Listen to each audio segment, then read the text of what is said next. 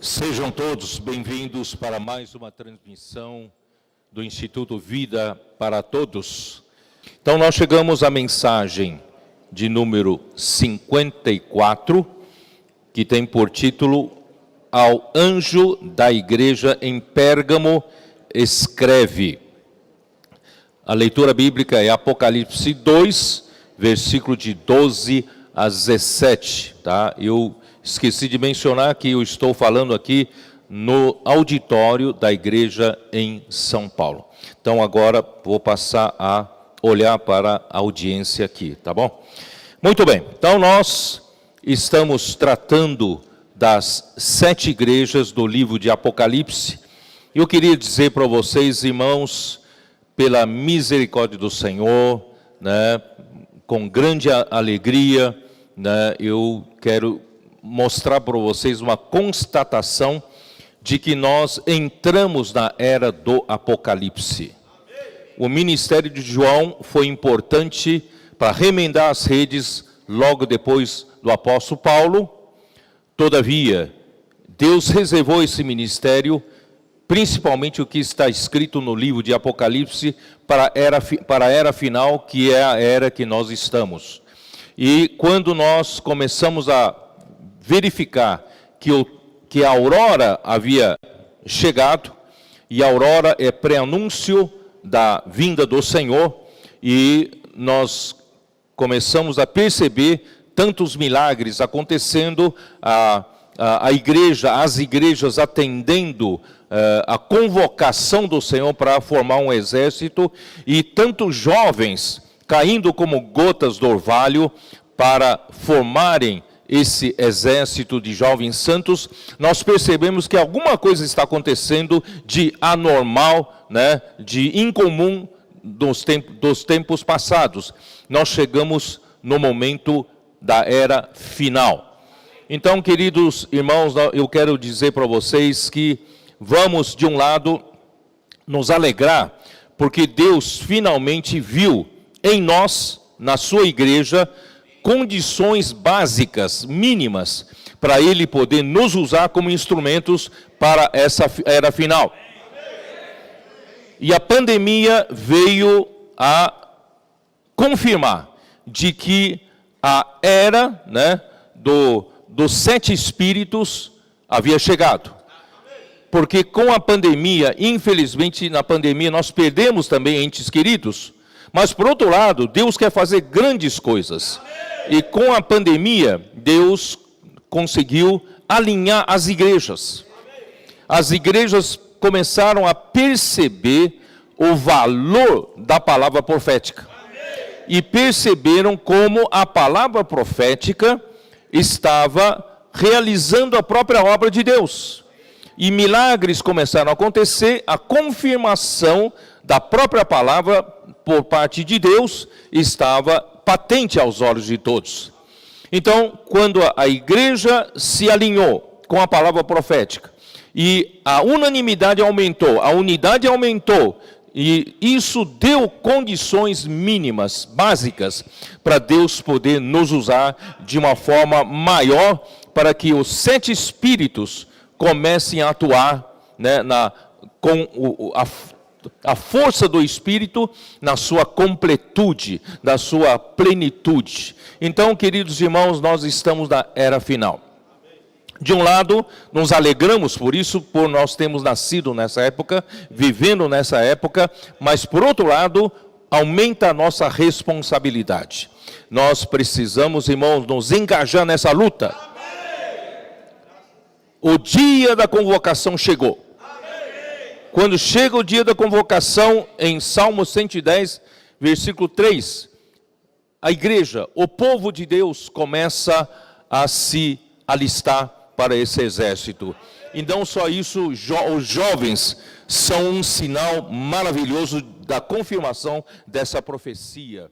Irmãos, esses dias aqui eu vejo os irmãos saindo, né? A própria vida normal dos irmãos, das mães levando as crianças, seus filhos nas ruas, e próprios filhos pedindo para a mãe, eu posso levar um jornal para aquele senhor, né? Para aquela balconista, né? Pedindo para orar pelas pessoas. As coisas desse tipo estão acontecendo, né? Se os pais tinham vergonha de pregar evangelho, orar com as pessoas, os filhos não têm mais, né? Os filhos estão pressionando os pais a fazerem isso. Irmãos, dali a pouco nossas crianças, nossos adolescentes, isso é normal para eles. Isso será normal para eles, pregar evangelho, não é isso? Orar pelas pessoas e fazer comportagem. Isso será normal para a nova geração que está vindo. Porque são as gotas do orvalho que estão caindo do céu como bênção do Pai para o Filho. Ó Senhor Jesus. Então, eu estou muito contente. E hoje, especialmente hoje, nós estamos juntos, várias comitivas de irmãos líderes da obra em várias regiões. Estão aqui os irmãos que vieram lá de Rondonópolis, Mato Grosso do Sul, né, vieram já na quinta-feira à noite, sexta-feira tivemos comunhão na estância, né? Eles estão aqui nos honrando com a presença deles. E também veio uma comitiva ontem do próprio Foz do Iguaçu, e dessa vez não vieram só jovens, vieram também cabeças brancas, né? Vieram a equipe de avança sênior, tá? E também veio uma comitiva, né, dos principais cooperadores da região 6, de Minas Gerais e também do Espírito Santo. E veio uma comitiva grande do sul de Minas, né, que chegaram ontem à noite e estão aqui honrando com a presença deles. Quem mais? Eu pulei quem? Isso, né? Então, claro, graças ao Senhor, tem vários cooperadores também vieram daqui do interior de São Paulo e já estão me avisando que semana que vem vai vir em peso os cooperadores e líderes do interior de São Paulo, né? E semana que vem, apesar de haver, né, já começado a conferência Geração Santa, né, lá na estância, claro, não é presencial, não será presencial, mas essa reunião de domingo de manhã ainda permanecerá aqui. Então, várias comitivas já marcaram a presença aqui na semana que vem, tá? Somente na semana da conferência de jovens, semana da conferência de geração final, né, terá que ser feita na estância, tá bom? Terá que ser feita na estância. Então, só no outro domingo eu não estaria aqui, tá? Aí nas outras semanas voltam a esse ritmo que vínhamos vindo. Então, eu me sinto muito honrado com a presença dos irmãos, né? Alguns viajaram, 16 horas, né? 15, 16 horas, né? E outros 13, 14 horas, quer dizer, né? Isso, nos sentimos muito honrados com a presença deles, tivemos excelente comunhão, né, com todos eles. Isso mostra, irmãos, nós temos um exército coeso. Nós temos uma só obra. Nós temos um só ministério. Nós todos somos ministros da nova aliança. Na obra do Senhor, irmãos, só para facilitar, nós dividimos em regiões, mas não existem, na verdade, espiritualmente falando, regiões, né? Nós somos uma só obra, nós estamos todos lutando, irmãos, para trazer o reino de Deus de volta. Para isso precisamos crescimento de vida, para edificação da igreja, né? E estabelecer o reino de Deus aqui na terra, expulsando de uma vez por todas o sedutor desse mundo, né? O diabo e o Satanás da sua usurpação aqui na terra. Ó Senhor Jesus! E se falando das 7 igrejas de Apocalipse, é muito oportuno falar agora, porque nós entramos na era do Apocalipse, nós entramos na era dos 7 Espíritos, as coisas estão acontecendo num ritmo muito maior, né? Muito mais rápido, e nós precisamos, irmão, também cingir os nossos lombos, né? Vamos mudar de estado, né? Que o nosso estado de estado passivo passa a ser um estado ativo, passa a ser um estado de vigilância e também de sobriedade. Né? Não vamos viver como todos vivem, porque é de noite que se embriagam, é de noite que as pessoas perdem em dissolução. Mas nós não, nós somos do dia, nós somos filhos à luz. Então, nós vivemos num estado de vigilância, aguardando a vinda do Senhor como se fosse amanhã. Amém? Senhor Jesus. Então, as 7 igrejas de Apocalipse não estão estudando meramente como uma história, ou não estão estudando meramente como uma doutrina. Nós estamos vendo a nossa própria história. Embora, nesse período de 2000 anos atrás, eu não estava vivo, mas eu preciso conhecer a minha história, como, né, foi no início tão vitorioso, tão maravilhoso, não é isso? Até a época do apóstolo Paulo, as coisas do evangelho avançava, mas já mostrava sinais de outros ensinamentos de degradação. E no tempo de João, então, mais heresias entraram, né? Mais pregação de que Jesus não veio em carne, né? A influência do gnosticismo, ou que Jesus não era filho de Deus, quer dizer, uma coisa ou outra, as heresias começaram a penetrar, e não só isso, né? Nós vimos a igreja foi se deteriorando por causa do amor ao cargo, amor à posição. Inimigo de Deus sabe disso, da nossa fragilidade, porque o homem natural, ele gosta de posição, gosta de fama, né, ele tem sua ambição, tem seu orgulho, e foi por aí que ele atacou, né? E daí para frente, irmãos, nós vimos a era da igreja em Esmirna, embora tenha a igreja sofrido 300 anos de 10 grandes perseguições, eu mostrei na semana passada. Mas, irmãos, houve momentos de perseguição, mas houve momentos de paz, momentos de relaxamento da perseguição.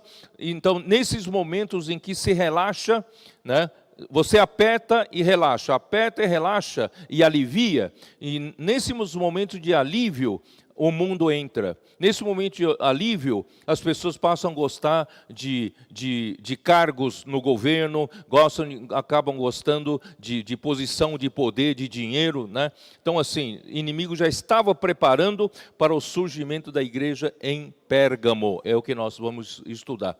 Por isso, irmãos, só tem uma maneira da gente evitar, não cair na degradação. Tudo que o inimigo fez com a igreja no passado, irmãos, ele ainda está tentando fazer entre nós. E nós já chegamos numa situação muito boa, reunimos as condições mínimas, básicas, para Deus nos usar como a igreja de Filadélfia. Não vamos voltar para trás. Não vamos nos retroceder. Não vamos retroceder. Pelo contrário, vamos para frente, né? Por isso, vamos olhar Mateus 13, Mateus 13, as 7 parábolas de Mateus 13, tem tudo a ver com as 7 igrejas de Apocalipse. E o Senhor Jesus, quando ele passou a falar a primeira parábola, ele, na verdade, deu as dicas de o que ele queria fazer aqui na terra através da igreja. O que ele queria fazer através da igreja, irmãos, é semear a semente da vida. E a semente, pela própria explicação do Senhor Jesus, é a palavra do reino. Então, o reino que Deus quer implantar aqui na terra, começa pela palavra do reino. Então, número 1, guarda esse princípio. A obra de Deus vai ser feita pela palavra. Se você despreza a palavra, você despreza o que Deus quer fazer aqui na terra. Portanto, irmãos, número 1, vamos amar a palavra do Senhor e crer na palavra do Senhor e obedecer a palavra do Senhor, porque é a palavra do reino que vai implantar o reino aqui na terra, tá?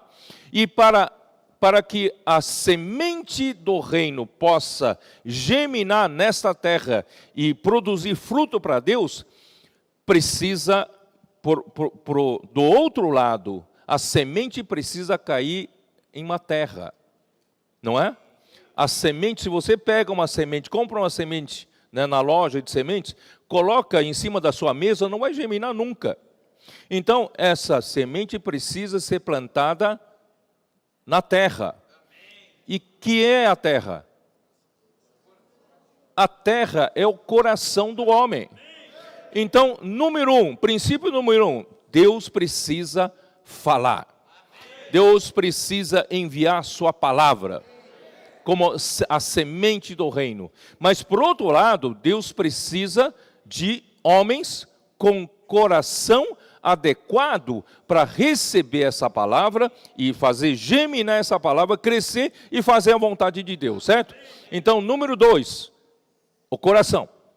Número 1 é a palavra. Número 2, vamos cuidar do coração. E um coração inadequado tem um ouvido inadequado. Aí já é terceiro princípio. É a palavra, o coração e ouvidos. Como você ouve? Né? Tá, então vamos lá. Mateus 13, dá uma olhada. Mateus 13, versículo 10. Então se aproximaram os discípulos e lhe perguntaram: por que lhes fala em parábolas? Ao que respondeu: porque a vós outros é dado conhecer os mistérios do reino dos céus, mas àqueles não lhes é isso concedido. Irmãos, ele falou isso para os seus discípulos. Os seus discípulos, né, em tese, somos nós, essa igreja em Filadélfia, que está em condições de receber a sua palavra. Então, se você não tem coração adequado, você não sabe ouvir, essa palavra não é para você. Essa palavra você vai ouvir e não entender, porque será falada como parábolas para você. Mas se você tiver um coração, condições da igreja em Filadélfia, por isso eu disse, irmãos, Deus está trabalhando entre nós porque Ele viu que reuniram as condições mínimas da igreja de Filadélfia para Ele atuar. Não vamos voltar atrás, vou repetir, né? Não vamos deixar de ter essa condição básica para Deus poder continuar trabalhando entre nós. Então, pois ao que tem se lhe dará e terá em abundância, mas ao que não tem, até o que tem lhe será tirado. Por isso, lhes falo em parábolas, porque vendo, não veem, e ouvindo, não ouvem, nem entendem. Quem não tem coração correto, não tem ouvidos para ouvir, vê, não tem olhos, vendo, não veem, ouvindo, não ouvem, né? Não entendem. Então, de sorte que nele se cumpre a profecia de Isaías: ouvireis com os ouvidos e de nenhum modo entendereis. Vereis com os olhos e de nenhum modo percebereis. Então, irmãos, tem que ter um coração correto para ter ouvidos adequados para ouvir a palavra, senão a semente não entra, tá? Porque o coração deste povo está endurecido, e de mau grado ouviram com os ouvidos. Esse endurecido também pode ser traduzido como está gordo. O coração desse povo está gordo. Gordo é no sentido de que, não é a mim, não é a mim. O gordo aqui é no sentido de que estou farto, estou rico, estou abastado, eu não preciso de mais nada, entendeu? Pessoas assim, com esse tipo de coração, não têm ouvidos para ouvir, tá? Então, de mau grado ouviram com os ouvidos e fecharam os olhos, para não suceder que vejam com os olhos, ouçam com os ouvidos, e entendam com o coração, se convertam, sejam por mim curados. Quem não tem coração, Deus não vai curar. Então precisamos ter coração correto, ouvidos adequados para ouvir e para sermos curados. Bem-aventurados, porém, os vossos olhos, porque veem, e os vossos ouvidos, porque ouvem. Irmãos, então, eu quero começar a palavra desta manhã, ou dessa noite, né, quem for assistir à noite, com isso. Vamos, queridos irmãos, vamos preparar o nosso coração. Em primeiro lugar, irmãos, dá graças a Deus que na nossa época tem a palavra. Tem a palavra, no tempo do irmão Dong, ele falava de palavra atual. Ele falava de presente e verdade, vocês se lembram? E nós, então, usamos 2 Pedro, capítulo 1, chamamos de palavra profética. E agora, usando Apocalipse, capítulos 1, 2, 3, nós estamos usando a palavra que o Espírito diz às igrejas. Então, irmãos, a palavra é tão importante, vamos valorizar, vamos apreciar, né? Graças a Deus, irmãos, nós estamos tendo palavra profética semana após semana. No momento, irmãos, no momento em que Deus parar de falar conosco, a obra de Deus cessa. E a gente fica sem direção, fica a esmo. Mas graças a Deus, irmãos, o Senhor é fiel para conosco. Não tem faltado, né, a palavra no nosso meio. Então, primeiro, irmão, dá valor para a palavra. Em segundo lugar, irmãos, cuida do seu coração. Vamos cuidar do nosso coração. Vamos servir ao Senhor, irmãos, de coração puro. Uma consciência boa. E de uma fé sem fingimento, sem hipocrisia. Né? Vamos manter um coração sempre puro. Sem ambição, sem outras intenções, sem buscar, né, um lugar ao sol na obra do Senhor para eu ser famoso, buscar a glória dos homens, não é isso? Irmãos, nada disso. Vamos manter um coração puro para servir ao Senhor, dispostos a dar a nossa própria vida, né? E, em segundo lugar, manter a nossa consciência sempre boa, sensível, não deixe a consciência se cauterizar. Se você pega um lápis que não é seu um dia e toma posse desse lápis, e a sua consciência te acusa, e você, então, não, mas isso aí todo mundo faz, não tem problema, tal.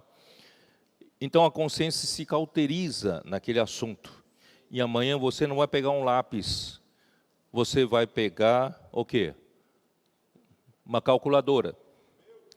E depois, você vai passar a pegar coisas de mais valor. Irmãos, por quê? Porque você não tratou da consciência. Irmãos, nós precisamos cuidar da nossa consciência. A consciência tem que manter a consciência boa. E também de uma fé sem hipocrisia. Não precisamos viver de fachadas. Não precisamos viver como hipócritas. Fala para os outros fazerem, mas a gente mesmo não faz. Não é isso? Chega de uma vida de hipócritas. Eu não preciso mostrar para os irmãos que eu sou perfeito, não preciso mostrar. Eu não preciso mostrar para os irmãos que eu tenho uma família perfeita, e eu tenho um casal perfeito, eu e minha esposa somos um casal 20, né? Não tem problema. Então, eu não preciso mostrar.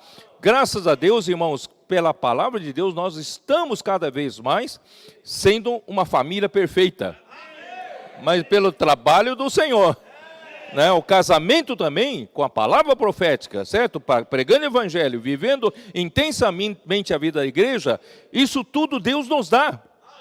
Mas eu não preciso ter uma fé com hipocrisia, com fingimento. Vocês entenderam o que eu quero dizer?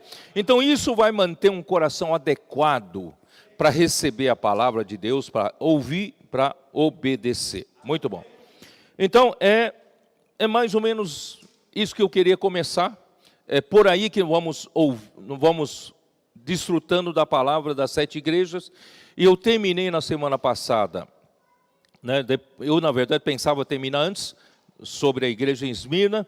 Eu mostrei para vocês a última perseguição do imperador Diocleciano, vocês perceberam, não é isso? Vocês viram? E no fim, né, o Senhor castigou aquele que mais estava, o autor, na verdade, de todas as perseguições, e no fim o Senhor, né, mudou, né, aliviou as perseguições. Então veio o reinado do imperador Constantino I, chamado o Grande. O Grande, isso é na história, né? Esse é o nome dele. Então, eu vou falar da igreja em Pérgamo. Hoje vou me ater mais ou menos na descrição de Apocalipse 2. Vamos abrir novamente a nossa Bíblia em Apocalipse 2, carta à igreja em Pérgamo. Eu vou ler com vocês, tá bom? Versículo 12. Ao anjo da igreja em Pérgamo escreve: estas coisas diz aquele que tem a espada afiada de 2 gumes.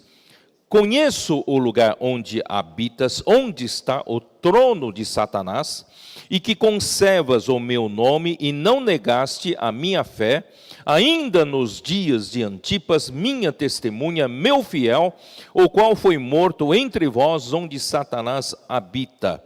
Tenho, todavia, contra ti algumas coisas, pois que tens aí os que sustentam a doutrina ou ensinamento de Balaão, o qual ensinava a Balaque a armar ciladas diante dos filhos de Israel, para comerem coisas sacrificadas aos ídolos e a praticarem a prostituição. Outros sim, também tu tens os que da mesma forma sustentam a doutrina ou o ensinamento dos nicolaítas. Portanto, arrepende-te, e se não, venho a ti sem demora, e contra eles pelejarei com a espada da minha boca. Quem tem ouvidos, ouça o que o Espírito diz às igrejas. Ao vencedor, dá-lhe-ei do maná escondido, bem como lhe darei uma pedrinha branca, e sobre essa pedrinha escrito um nome novo, o qual ninguém conhece, exceto aquele que o recebe. Então essa é a carta à igreja em Pérgamo. Pérgamo era uma cidade da província da Ásia Menor, uma província do Império Romano.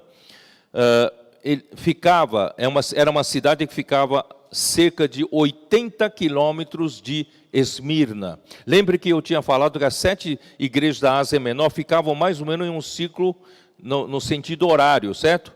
Éfeso, Esmirna e Pérgamo. Então, eles têm entre si mais ou menos uma distância de 80 quilômetros. 80 quilômetros hoje não é muita coisa, certo? É bem pertinho. Mas naquela época pode não ser tão perto assim, né? Por causa do transporte, né, que tinha na época. Então, Pérgamo fica a cerca de 80 quilômetros de Esmirna, cujo nome significa altura, ou uma elevação, ou uma fortaleza. Versão Restauração diz, ou é casamento por união, ou uma torre alta. Então tem vários significados essa palavra. Então era o principal centro religioso da Ásia Menor, era um centro de culto ao imperador. Então Pérgamo era uma cidade famosa, porque ali estava um lugar para se prestar culto ao imperador romano, como Deus. E ali era naquela cidade, né, que era mais forte a perseguição aos cristãos que não se sacrificavam, não ofereciam sacrifícios ao imperador.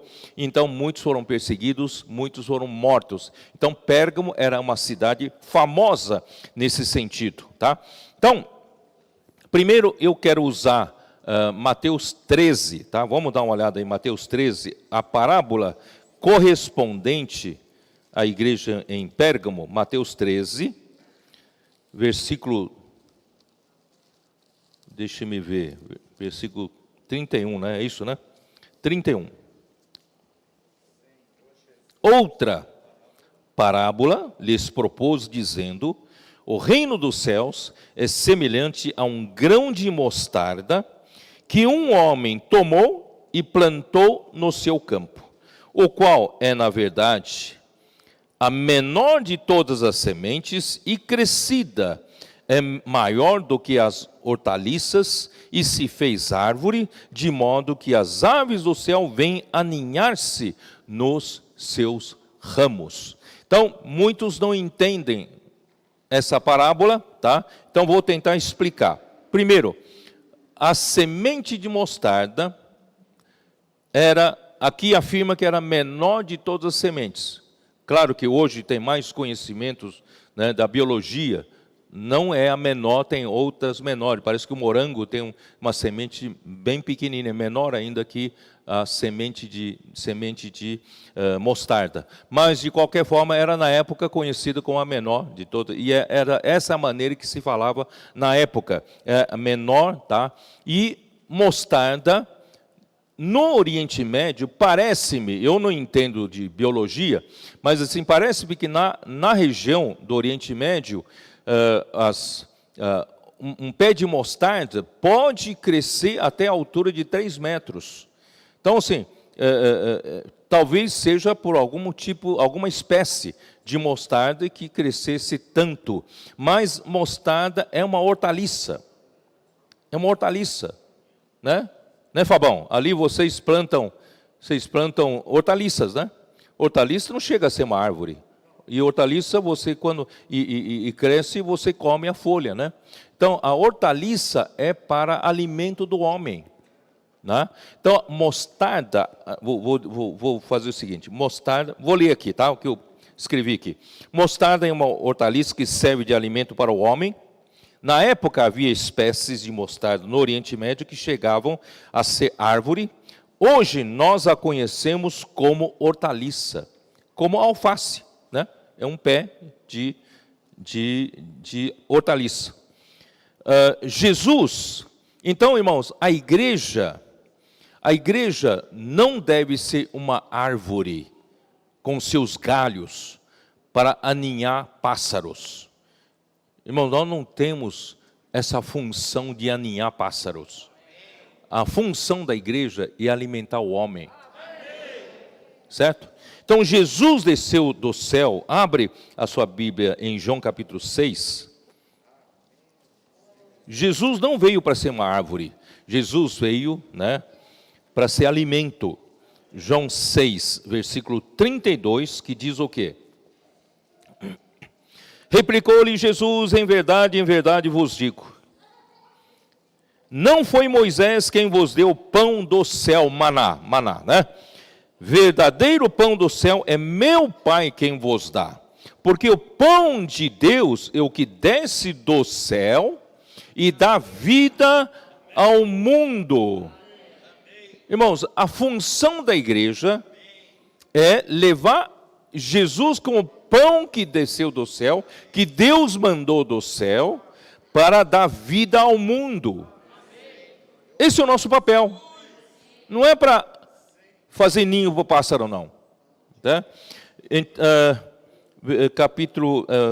Versículo 47, como diz: em verdade vos digo, quem crê em mim tem a vida eterna, e eu sou o pão da vida.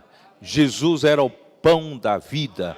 A preocupação de Jesus era dar vida para o homem, dar alimento para o homem. Versículo 57, como diz: assim como o Pai que vive me enviou, igualmente eu vivo pelo Pai, também quem de mim se alimenta, por mim viverá.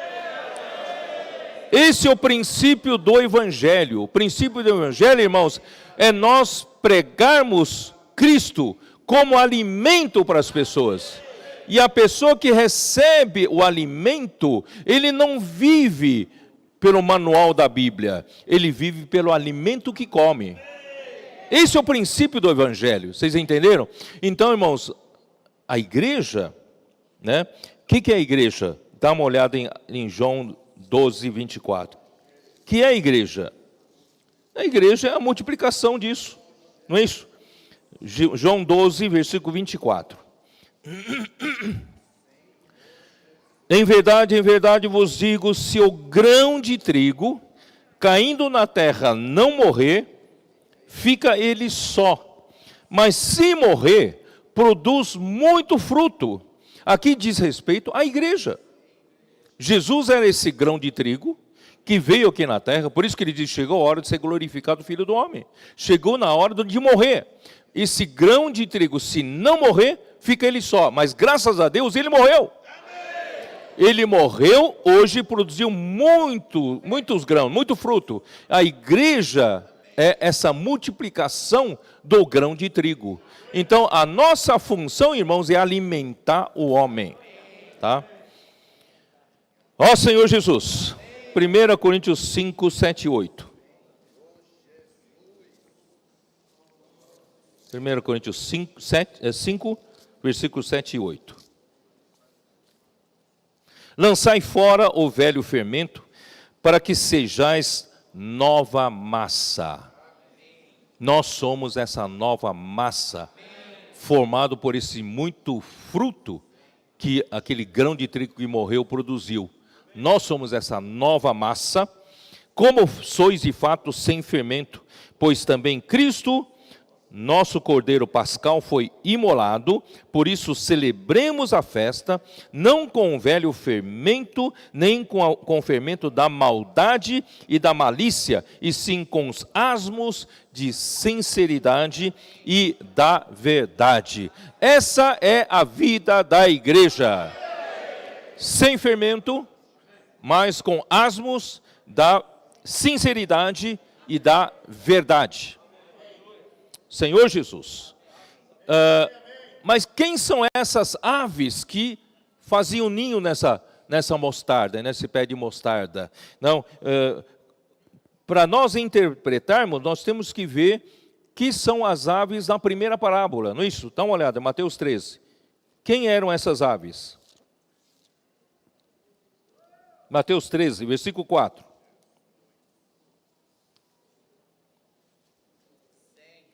E ao semear, uma parte caiu à beira do caminho, e vindo as aves, a comeram. Então, quem são essas aves? Vamos olhar para o versículo 19. A todos os que ouvem a palavra do reino, e não a compreendem, vem o maligno, e arrebata o que lhes foi semeado no coração, esse é o que foi semeado à beira do caminho. Então, essa ave, irmãos, não está como sentido positivo. Essa ave é alguma coisa que vem do maligno.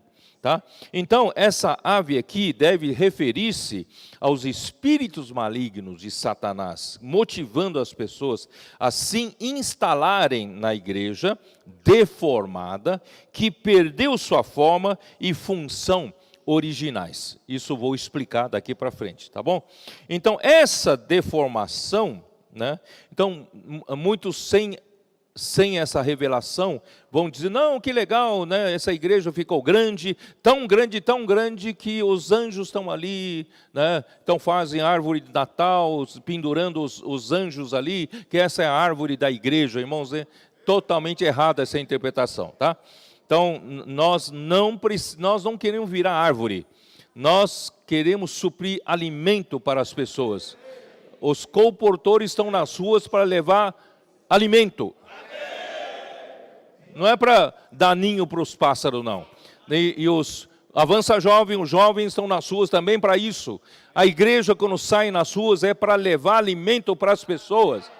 Posso orar por você, é para abrir o coração e alimentar as pessoas.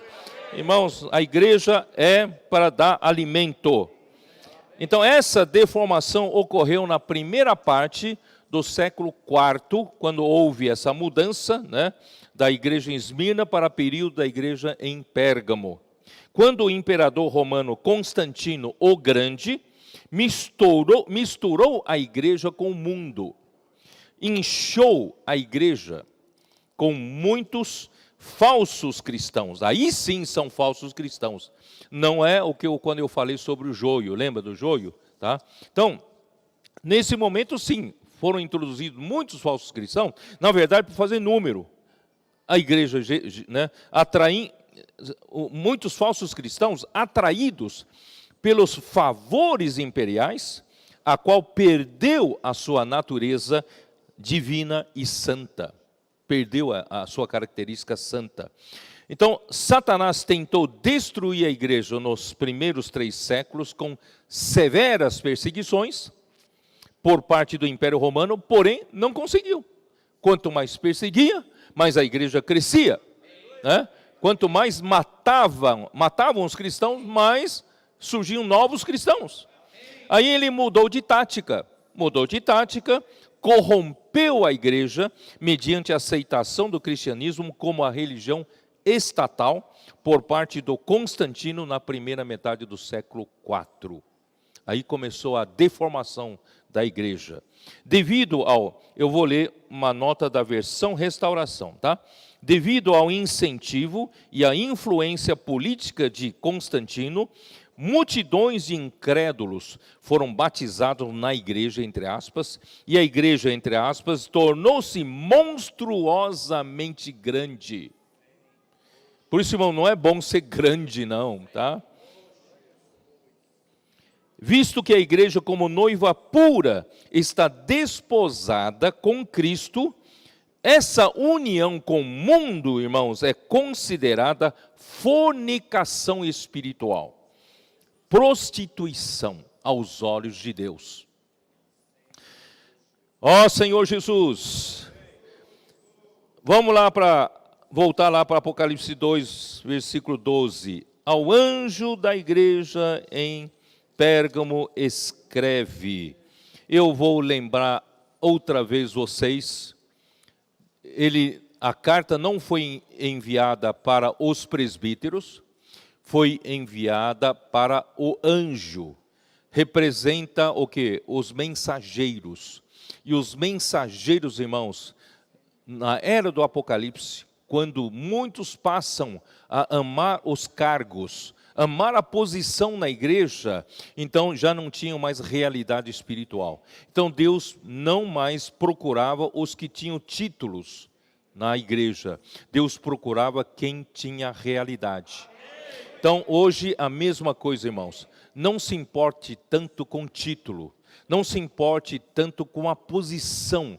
Não se importe tanto com o cargo na igreja. Se preocupa em ter realidade. Seja você um mensageiro. Irmãos, muitos mensageiros, eu não digo muitos, alguns mensageiros se esquecem de que ele é um portador da mensagem de Deus.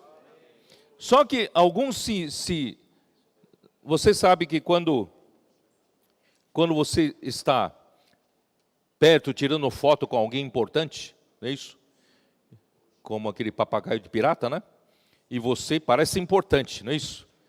E você se esquece, você é um portador de Deus, da mensagem de Deus. E você passa a achar-se muito importante, ganhar fama, né? Você se orgulha e dali a pouco você quer ter as suas próprias mensagens. Irmão, nós não transmitimos nossas próprias mensagens. Muitos acham muito eloquentes. Muitos acham que ele tem muito conhecimento, autoconhecimento. Isso que os irmãos estão falando na vida da igreja é muito simples. A palavra profética, crer e praticar, pronto, está resolvido. Irmão, é muito simples. Vamos entrar para autoconhecimento da Bíblia. Eu tenho esse autoconhecimento da Bíblia. Esquece que ele seria apenas um mensageiro. Ele acabou a ter a sua própria mensagem. Aí então, Deus não tem como usar. Então, graças a Deus, irmãos, nós primamos por essa simplicidade. Nós somos simples porque a mensagem é de Deus. Nós somos apenas condutores, né? Nós, como 2 Timóteo 2,2, não é isso? Paulo fala, o que de minha parte ouvistes, isso transmite a homens fiéis e idôneos para instruir ainda a outros. Irmão, nós somos apenas transmissores, nós somos mensageiros da mensagem de Deus e nós devemos transmitir fielmente a palavra profética. E Deus hoje procura esses tais. E se você achar que é mais importante de ser mensageiro e você quer ser a própria mensagem, Deus não tem como usar. Então, na era do Apocalipse, Deus quer usar o anjo da igreja em Pérgamo, tá? Escreve: estas coisas diz aquele que tem a espada afiada de 2 gumes. De onde vem isso? Né? Os anjos das 7 igrejas que recebem cartas são as 7 estrelas na mão direita do Senhor. Apocalipse 1, dá uma olhada. Apocalipse 1, versículo 16. Vou beber um pouco de água, porque tem algumas irmãs que observam isso, depois escrevem: você não bebe água, precisa beber água.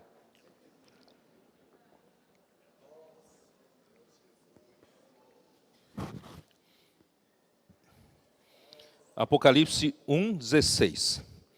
Tinha na mão direita 7 estrelas, e da boca saía-lhe uma afiada espada de 2 gumes. Irmãos, é muito importante.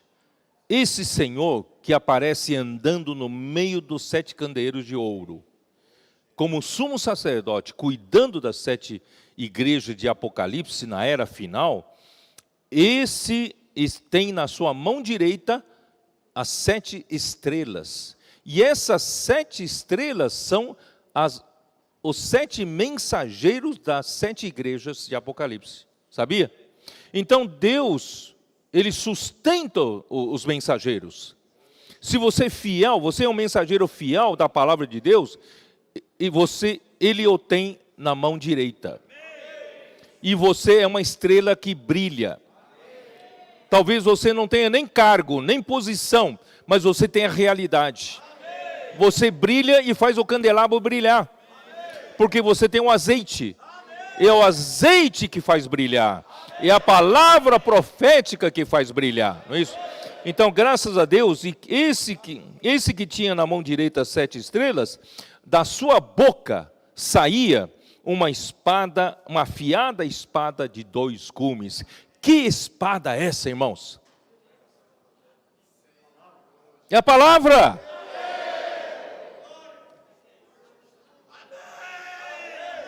Deus, na era do Apocalipse, Ele precisa separar o trigo do joio. Então, sai uma espada afiada de 2 gumes para dividir, para separar. Separar o que é dele e o que não é dele. E é a palavra que faz esse trabalho, não é isso? Então, vamos dar uma olhada também em ó Senhor Jesus.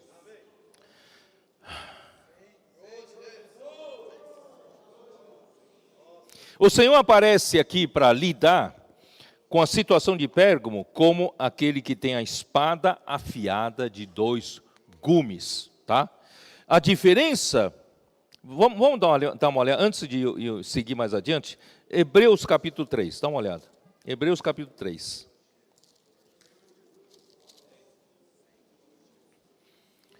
A diferença entre o povo que estava mergulhado em sua incredulidade, na sua desobediência, e esse povo caiu no deserto, não conseguiu entrar na boa terra de Canaã, irmãos, é receber ou não a palavra com fé. Olha só como faz diferença. Tá, vamos dar uma olhada. Hebreus, capítulo 3, tá? Ó Senhor Jesus. Ó. Senhor Jesus. Não tenho tempo de ler muito aqui, vou ler alguns versículos aqui, ó. Versículo 7. Assim como diz o Espírito Santo: hoje, se ouvirdes a sua voz, não endureçais o vosso coração, como foi na provocação no dia da tentação no deserto, onde os vossos pais me tentaram, pondo-me à prova, viram as minhas obras por 40 anos. Por isso me indignei contra essa geração e disse: estes sempre erram no coração, eles também não conheceram os meus caminhos. Irmãos, é importante a gente conhecer os caminhos do Senhor, a maneira que Deus trabalha. Precisa ter essa intimidade. Aí no versículo 11, assim jurei na minha ira, não entrarão no meu descanso. Isso quer dizer, entrar na terra de Canaã. Tende cuidado, irmão, jamais aconteça haver em qualquer de nós perverso coração de incredulidade que vos afaste do Deus vivo. Você pode dizer, não, eu tenho Deus, eu sirvo a meu Deus, eu adoro a Deus, mas se você duvida, você tem coração de incredulidade para com a palavra que Deus fala através do Espírito, você está longe do Deus vivo. Você pode até ter um Deus religioso, mas você não tem um Deus vivo. Você está longe do Deus vivo. Irmãos, graças a Deus, nós que estamos agarradinhos à palavra profética, nós estamos também agarradinhos ao Deus vivo. Ele opera milagres. Ele faz a sua obra. Amém? Senhor Jesus.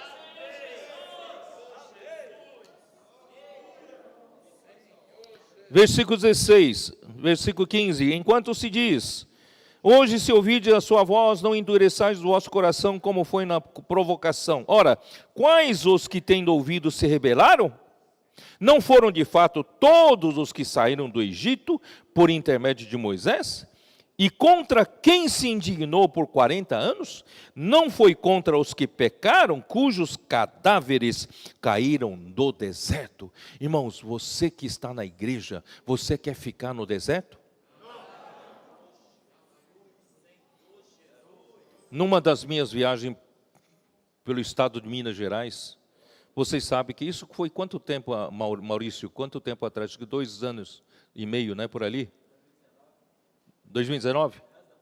Antes da pandemia. Eu estava ali visitando as igrejas ali em Minas Gerais, né?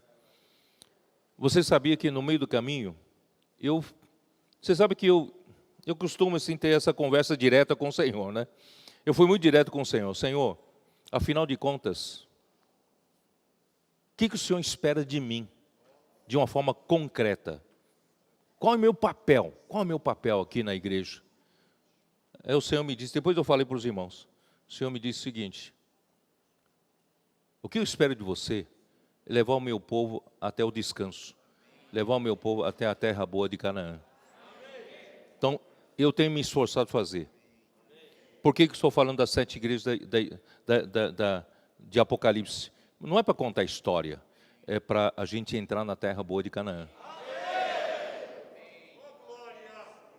Não deixa para lá a incredulidade, deixa para lá a desobediência. Vamos crer, irmãos. Versículo 18, né? Contra quem jurou que não entrariam no seu descanso, senão contra os que foram desobedientes? Vemos, pois, que não puderam entrar por causa da incredulidade. Irmãos, vamos crer na palavra do Senhor. Temamos, portanto, que, capítulo 4, versículo 1. Temamos, portanto, que, sendo-nos deixada a promessa de entrar no descanso de Deus, suceda parecer que algum de vós tenha falhado, porque também a nós foram anunciadas as boas novas, como se deu a eles. Mas, qual a diferença? A palavra que ouviram não lhes aproveitou, visto não ter sido acompanhada pela fé naqueles que a ouviram. Irmãos, quando você ouve a palavra do Espírito e não acompanha pela fé. Aqui a palavra grega tem um sentido de misturar com a fé, unir-se com a fé. Então, quando vem uma palavra, você tem que unir a palavra com a fé. E essa fé é a sua fé. Você tem que exercitar a sua fé para misturá-la com a palavra que você está ouvindo. Aí a palavra aproveita você. Nós, porém, que cremos, entramos no descanso, conforme Deus tem dito, não é isso? Ó Senhor Jesus, versículo 4, por isso em certo lugar assim disse no tocante ao 7º dia, e descansou Deus no 7º dia de todas as obras que fizera, tá? Versículo 8, ora, se Josué lhes houvesse dado descanso, não estaria posteriormente, não falaria posteriormente a respeito de outro dia. Então não é entrar na terra de Canaã fisicamente. Então existe realmente um descanso para a igreja, para você e eu. E esse outro descanso, irmãos, é o milênio, é a terra de Canaã, é o reino milenar. E eu me esforço, irmãos, em cooperar com o Senhor em fazer esse trabalho, levar o máximo possível para serem vencedores e entrarmos no reino milenar, tá? Porque aquele que entrou no descanso de Deus, também ele mesmo descansou de suas obras como Deus das suas. Então, irmãos, quando a gente entra no descanso de Deus, mesmo trabalhando muito, irmãos, na comportagem, no Avança Jovem, na pregação do Evangelho, orando com as pessoas, trabalhando muito, mas nós trabalhamos no descanso de Deus. Descanso de Deus. Esforcemo-nos, pois, por entrar naquele descanso, a fim de que ninguém caia segundo o mesmo exemplo de desobediência. Agora chegou no versículo 12, onde eu queria chegar. Porque nós falamos de uma espada afiada de 2 gumes, certo? Então, versículo 12 é o seguinte: porque a palavra de Deus é viva e eficaz, e mais cortante do que qualquer espada de 2 gumes, e penetra até o ponto de dividir alma e espírito, juntas e medulas, e é apta para discernir os pensamentos e propósitos do coração. Irmãos, graças a Deus, irmão, nós temos a palavra de Deus. Da boca do Senhor sai uma espada afiada de 2 gumes. E essa palavra de Deus, irmãos, é capaz de discernir o que é do espírito, o que é da alma. Porque só o homem espiritual consegue ter esse discernimento. Se não for pelo espírito, irmãos, a gente confunde o que é do espírito e o que é da alma. Não tem um hino que fala lá, lá, lá, lá, lá, lá, lá, lá, lá, lá, lá, né?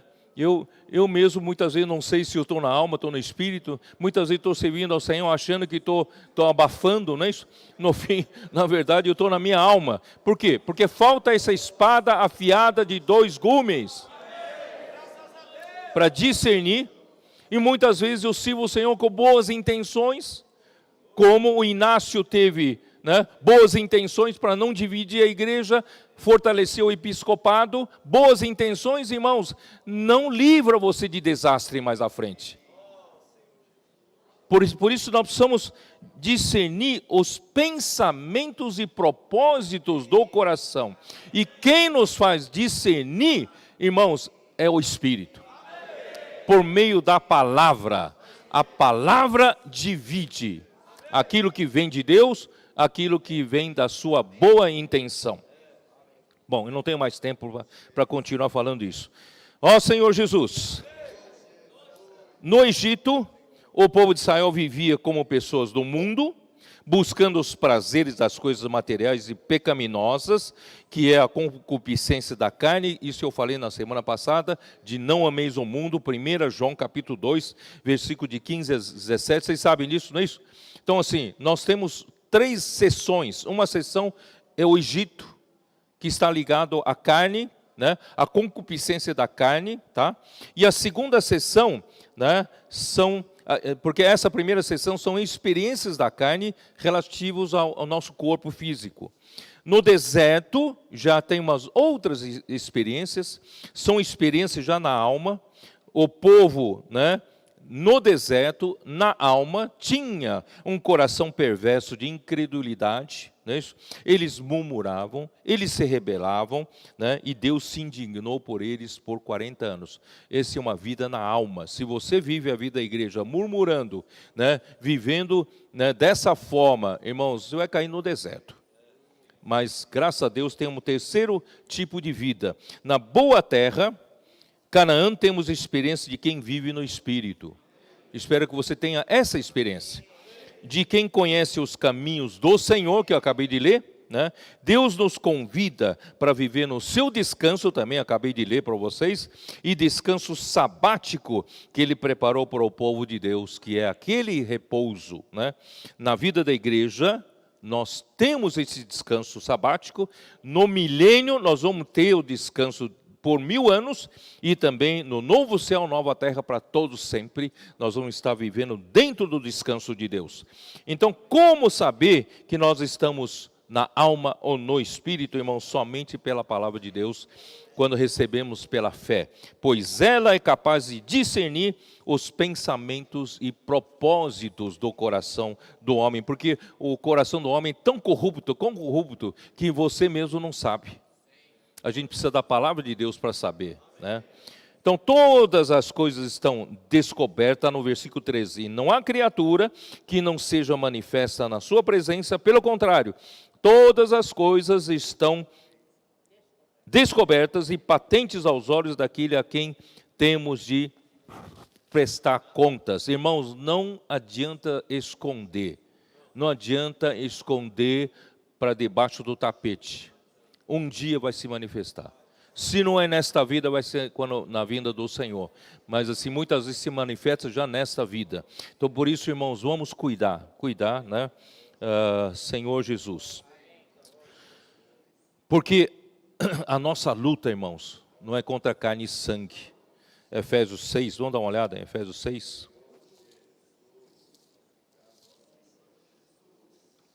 Eu falei para vocês que estamos travando uma guerra, né? E você tem que cuidar, também se cuidar, se vigiar, né? Capítulo 6 de Efésios. Senhor Jesus. Versículo 10. Quanto ao mais, sede fortalecidos no Senhor e na força do seu poder. Irmãos, vamos nos fortalecer no Senhor, na força do seu poder.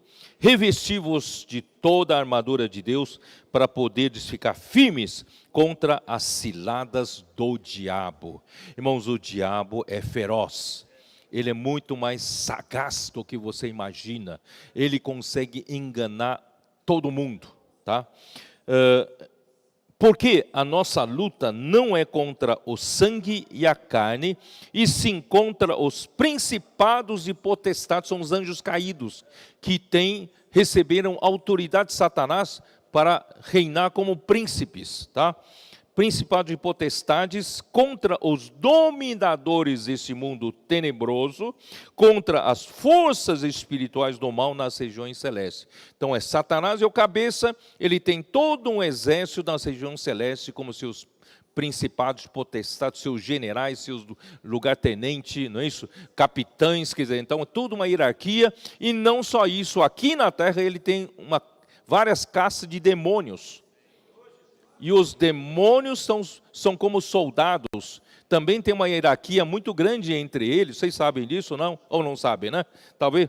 Mas assim, Satanás conta com um exército fabuloso, numeroso, né, que trabalha contra o reino dos céus. E qual é a nossa arma para lutar? Agora vocês entenderam. Temos a armadura para a gente manter firmes. Mas a única arma ofensiva está aqui, ó, versículo 17. Tomai também o capacete da salvação, que ainda é defensiva, né? Defensivo, e a espada do Espírito, que é a palavra de Deus.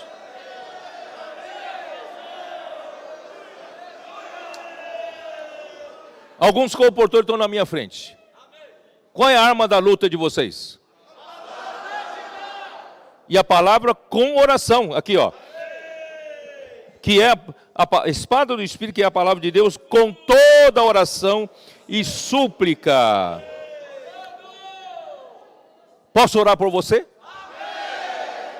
Abre o coração. E a palavra entra como uma espada. É ou não é? Ó Senhor Jesus. Então essa é a nossa luta, irmãos. Essa é a nossa luta.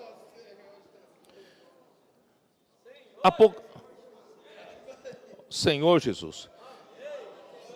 Eu vou falar um pouco de história. Constantino, vamos falar um pouco de história do Constantino I, o Grande. Seu pai é Constâncio. Eu já tinha mencionado quando eu falei a última perseguição, não é isso? No tempo do imperador Diocleciano, tá? ele mandava os outros imperadores que estavam subordinados a ele a perseguirem e torturarem os cristãos. Constâncio era o único, certo, que de certa forma cumpria a ordem, mas não toda a ordem. Ele ainda, né, mantinha, né, não praticava aquelas atrocidades para com os cristãos. Então Constâncio é pai do Constantino, tá? Só para vocês terem uma ideia. Então, o seu pai é Constâncio e a sua mãe é Helena. Tinham uma inclinação religiosa sempre favorável aos cristãos. Alguns anos da sua juventude, eu estou dizendo do Constantino, de sua juventude, ele passou na corte de Diocleciano e Galério, na condição de um refém. Estava ali até como um refém, tá? Conseguiu permissão para partir, juntou-se ao seu pai na Britânia. Seu pai estava na Britânia. E seu pai, né, Constâncio, morreu em York, no ano de 306 depois de Cristo. Ele havia nomeado seu filho como sucessor e foi saudado como Augusto. Vocês sabem que Augusto é o nome do primeiro imperador, e Augusto, tá, tem o significado de majestoso, exaltado, venerável. Tá? Então, quando alguém é alçado como sucessor de um imperador, era alçado pelo exército como o Augusto. Tá? Então, o Constantino foi alçado à posição de um Augusto, majestoso, nome do primeiro imperador de Roma. Dentre 6 aspirantes à soberania do império, sabe, quando morre um imperador, há uma luta, certo, pelo poder. Haviam 6 candidatos. Constantino, ele possuía uma evidente superioridade no tocante à área militar, no tocante à prudência e às habilidades, tanto militares quanto políticas. Então, o Constantino subiu no poder. Tá? No ano de 312 depois de Cristo, Constantino entrou em Roma vitorioso, 312.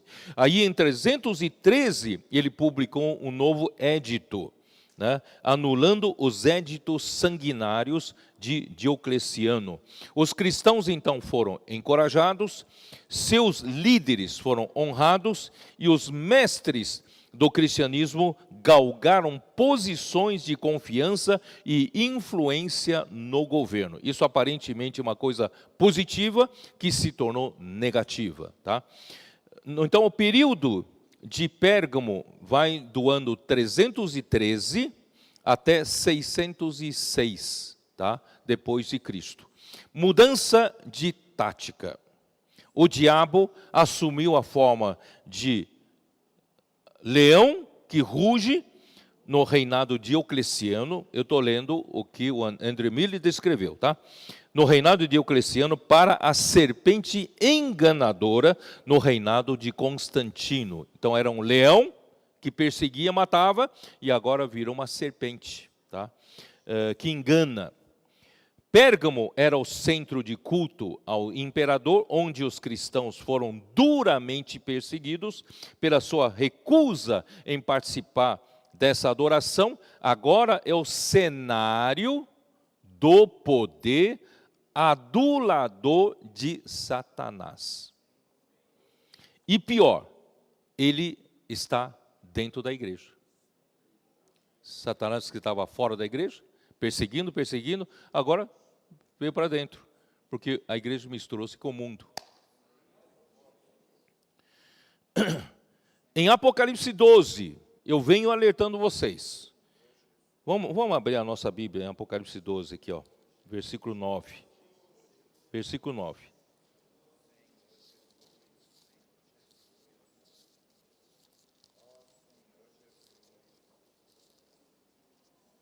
Apocalipse 12, versículo 9. E foi expulso o grande dragão, a antiga serpente, que se chama Diabo e Satanás, o sedutor de todo o mundo. Tá? Não vou ler a parte final. Então quero chamar a atenção. Ele é o grande dragão no tempo de Apocalipse. Ele foi a antiga serpente que enganou a Eva, vocês se lembram? Com a sua astúcia, tirou a Eva da sua simplicidade e sinceridade devidas a Cristo, pureza devida a Cristo, né? Então, ele que se chama Diabo e Satanás.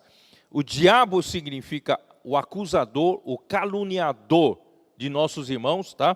Porque aqui no versículo seguinte fala assim: agora veio a salvação, o poder, o reino, pois foi expulso o acusador de nossos irmãos, o mesmo que os acusa de dia e de noite diante de nosso Deus. Irmãos, Satanás é aqui, né? O diabo é aquele que está diante de Deus acusando você de dia e de noite, não tem descanso não.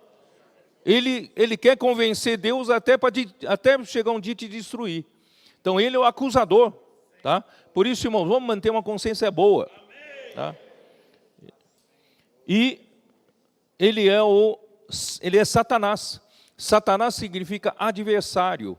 Irmãos, Satanás, adversário não é um inimigo que está no país inimigo. Você vai lutar contra o país inimigo. Ele é o adversário. Adversário pode estar dentro. Por exemplo, no Congresso Nacional, tem políticos adversários, não tem? Tem da oposição, tem da situação, tem de partidos diferentes. Às vezes são adversários políticos. Tá? Então o adversário pode estar dentro. E Satanás, ele está dentro. Infelizmente, na igreja em Pérgamo, ele conseguiu entrar. E está dentro fazendo trabalho de oposição.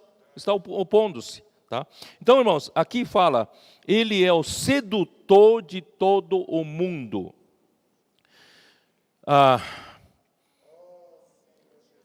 King James atualizado, quem tiver aí, ele diz assim, é aquele que tem a capacidade de enganar o mundo inteiro.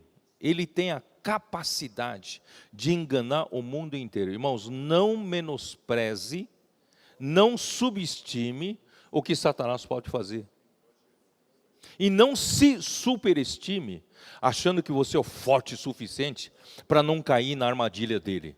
Irmãos, nós todos precisamos viver em temor e tremor, viver na presença de Deus, cingidos, para não cair na cilada do diabo.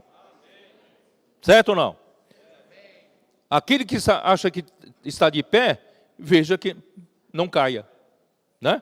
Então vamos viver. E qual é a maneira de nos salvar desse engano, dessa sedução, de nós cairmos nas suas armadilhas? Irmãos, é viver a vida da igreja. Viver intensamente a vida da igreja, ouvindo a palavra profética e praticando a palavra profética, pregando o evangelho, salvando as pessoas, cuidando das pessoas, vivendo a vida da igreja, ajudando outras pessoas. Irmãos, dessa forma somos salvos. A própria palavra nos ajuda, a própria palavra nos salva e nos socorre, tá?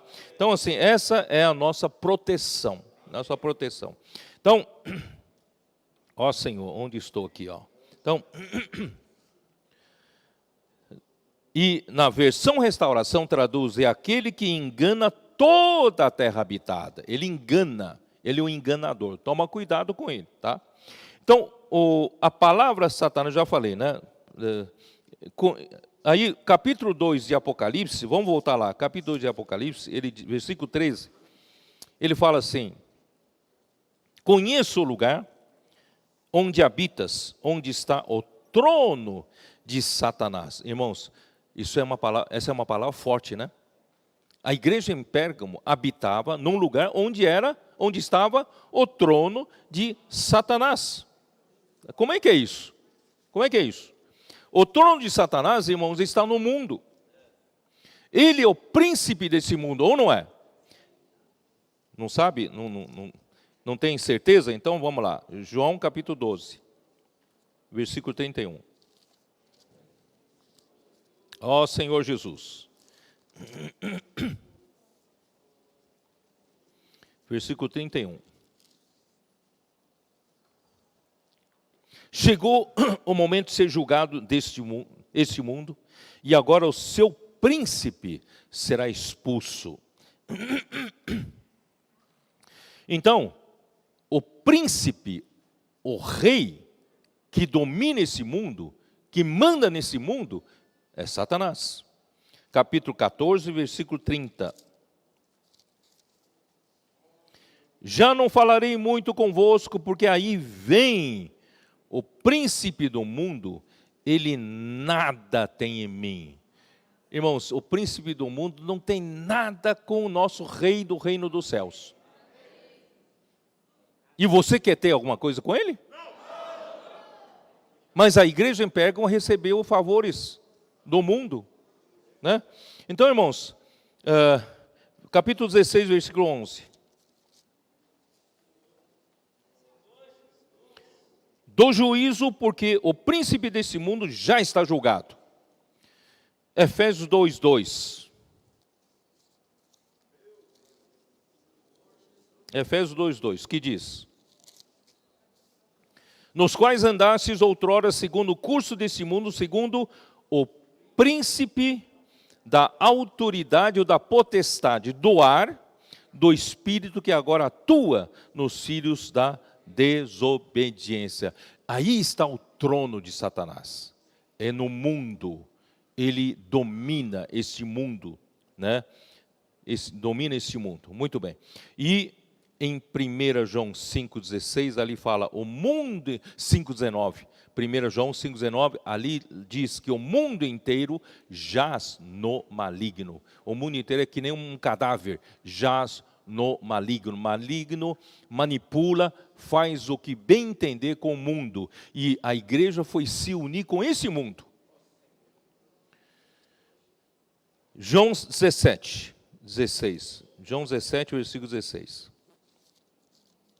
Senhor Jesus. Isso aí, quando eu li, estudei com vocês, João 14, 15, 16, 17, eu li isso para vocês. João 17, né, versículo 16, como diz: eles não são do mundo, como também eu não sou. Vocês comportores, vocês não são do mundo. Como também Jesus não era do mundo. Mas no versículo 18. Assim como tu me enviaste ao mundo, também eu os enviei ao mundo. A igreja não é do mundo, mas a igreja tem uma missão.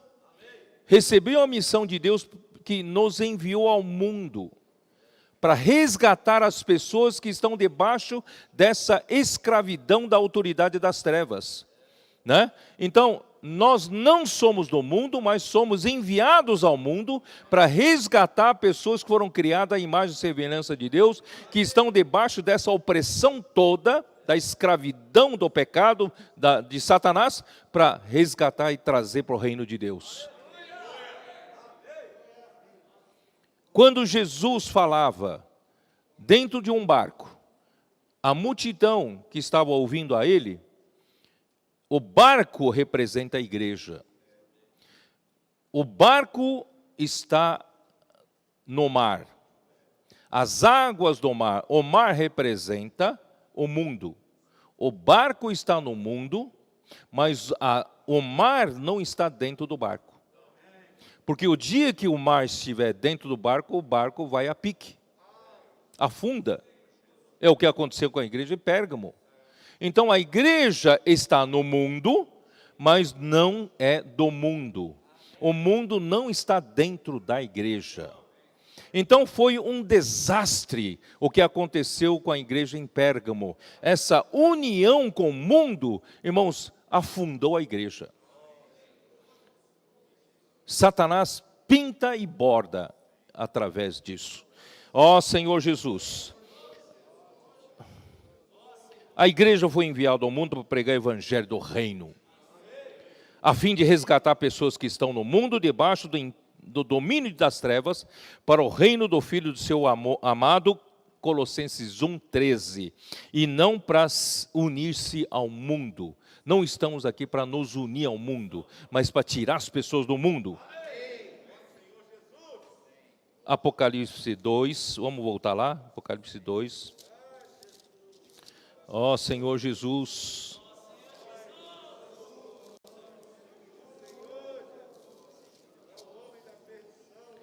Apocalipse 2, né? Versículo 14. Depois eu comento sobre Antipas. Tenho, todavia, contra ti algumas coisas, pois que tens aí os que sustentam a doutrina de Balaão.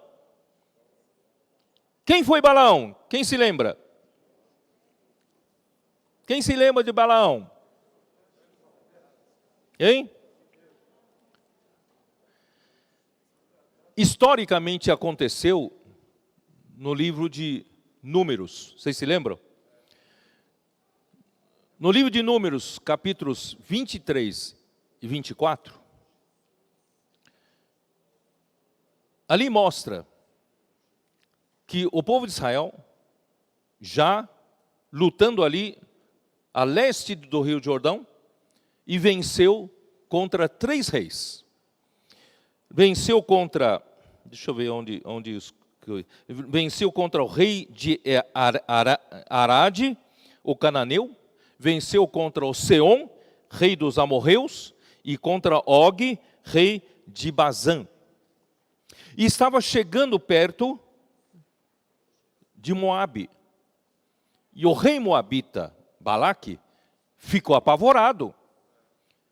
Como é que eu vou deter esse povo que está vindo aqui com todas as vitórias sobre os povos que se impediam? Na verdade, Deus não queria que o povo lutasse contra os amorreus. É que os amorreus não permitiram o povo de Deus passar. Moisés havia falado para ele, deixa-nos passar, que a gente não vai fazer mal nenhum para vocês. Eles impediram, aí então foram derrotados. Aí os moabitas, rei dos moabitas, Balaque, rei dos moabitas, ficou assustado. Aí ele contratou um profeta dos gentios. E ele é um profeta de Deus, só que era gentil.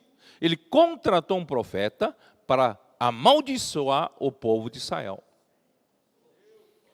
Então, que é um ensinamento de Balaão, que é doutrina de um Balaão? De um lado, são pessoas que Deus deu dons para elas, e essas pessoas usam os dons espirituais que Deus deu a elas para fazer a vontade de quem o contrata. Isso é horrível. Se Deus nos deu dons, irmãos, é para servir a Deus. Deus nos deu dons, irmãos, para fazer a vontade de Deus e edificar a igreja.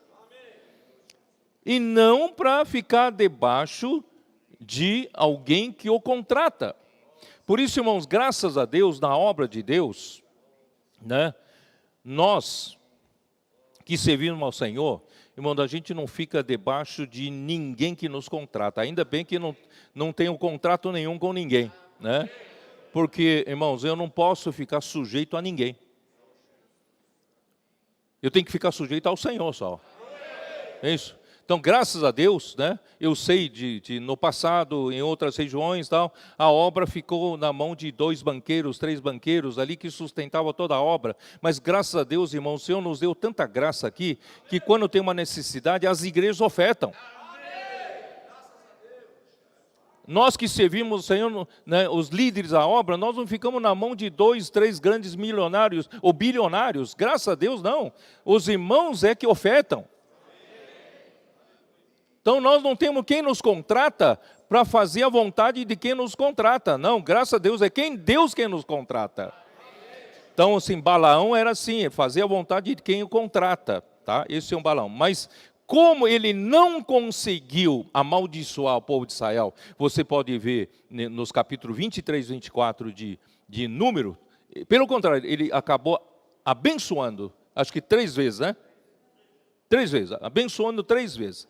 Aí não tinha mais o que fazer, e quando chega em Números capítulo 25, ali aparentemente não fala que aquela estratégia foi armada por Balaão, ali não fala, né? Dá uma olhada em Números 25. Ó Senhor Jesus.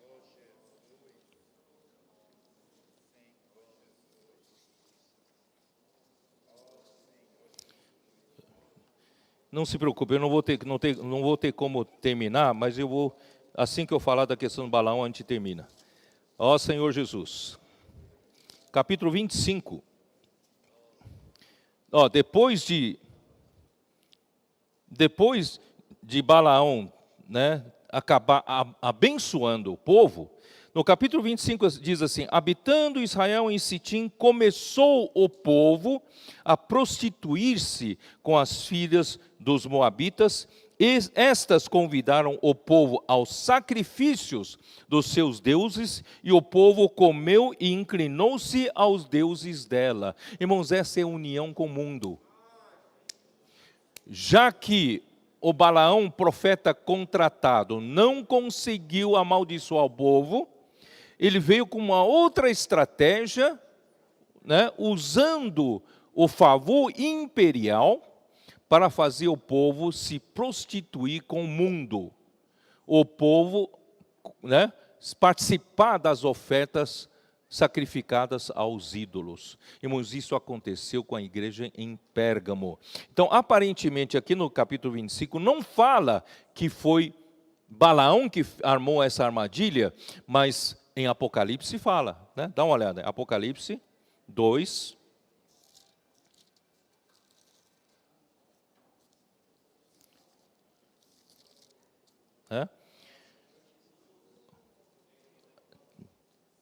Pois tens aí os que sustentam a doutrina de Balaão, o qual ensinava, aqui fala que ensinava Balaque a armar ciladas diante dos filhos de Israel para comerem coisas sacrificadas aos ídolos e a praticarem a prostituição.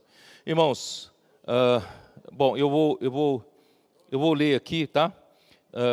O que está em André Miller, tá? Ele que escreveu, vou repetir o que ele escreveu. Historicamente, isso ocorreu quando a violência da perseguição se exauriu, quando os homens se cansaram da própria fúria, quando perceberam que seus esforços não surtiam efeito, pois os sofredores não pareciam ligar mais para as coisas desse mundo. Enquanto você está no sofrimento, perseguição, não é isso? Você não liga mais para o mundo, não é isso? O mundo não tem mais força para você. E se tornavam mais devotados ao cristianismo. Enquanto o número dos cristãos parecia aumentar, Satanás tentou outro antigo artifício que certa vez funcionou perfeitamente contra Israel, que é essa história de Números, capítulo 25. Israel, né, derrotou 3 reis a leste de Jordão, rei de Arade, rei de Seom e Og, Balaque, rei dos Moabitas, contratou Balaão para amaldiçoar o povo de Israel. Balaão, ao amaldiçoar, o Senhor o fez abençoar o povo por 3 vezes. O apóstolo Pedro fala dos falsos mestres que abandonaram o reto caminho, se extraviaram, seguindo o caminho de Balaão, que amou o salário da injustiça. 2 Pedro capítulo 15. Balaão era um profeta gentil que usou o dom que Deus lhe deu para atender os desejos de quem o contratou. Por isso, irmãos, hoje há muitas deformações, né? Grupos que contratam seus líderes, pastores, e os pastores terem que falar a coisa para agradar quem o contratou ou para agradar o consumidor final. Irmão, nós não agradamos o consumidor. Nós não falamos palavra para atender a necessidade da coceira de ouvidos das pessoas. Nós temos que ser fiéis ao que Deus quer falar. Aí a coisa funciona, não é isso? Ó Senhor Jesus.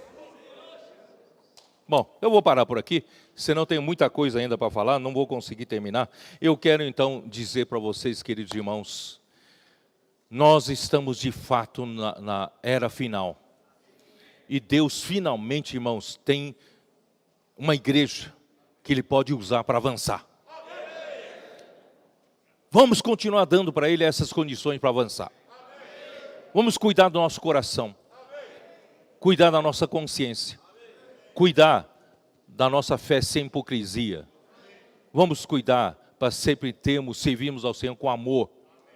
O primeiro amor, nunca perder o primeiro amor, porque nós amamos a palavra profética. Nós apreciamos a palavra. É ela, irmãos, que discerne tudo. Ela que faz a vontade de Deus, ela que nos dá direção. É isso, que faz a obra de Deus acontecer no nosso meio. E por outro lado, irmãos, eu quero alertar, Satanás é um enganador. Ele tem a capacidade de enganar o mundo inteiro, por isso você não facilite as coisas.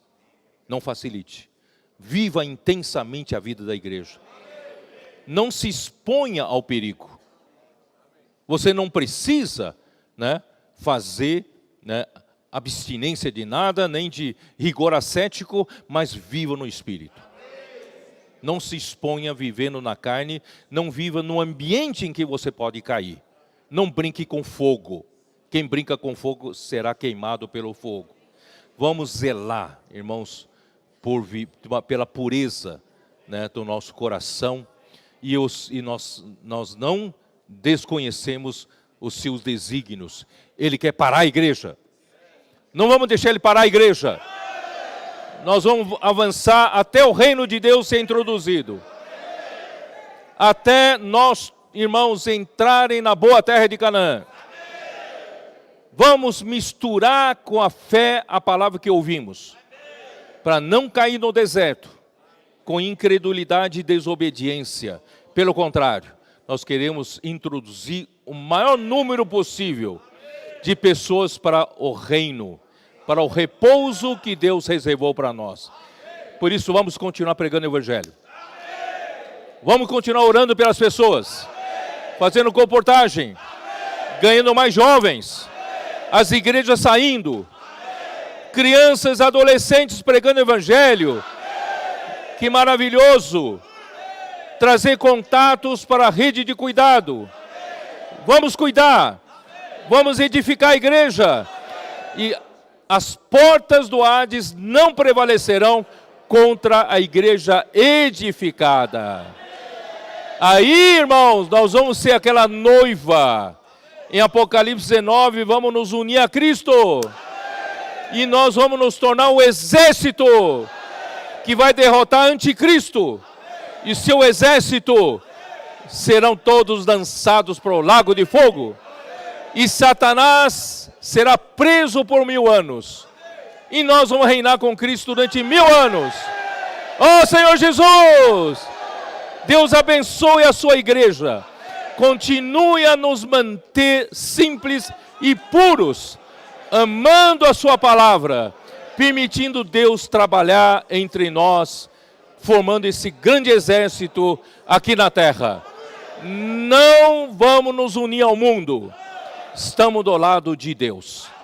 Estamos no mundo, mas não somos do mundo. Fomos enviados ao mundo para tirar as pessoas do mundo. Deus abençoe a todos. Amém.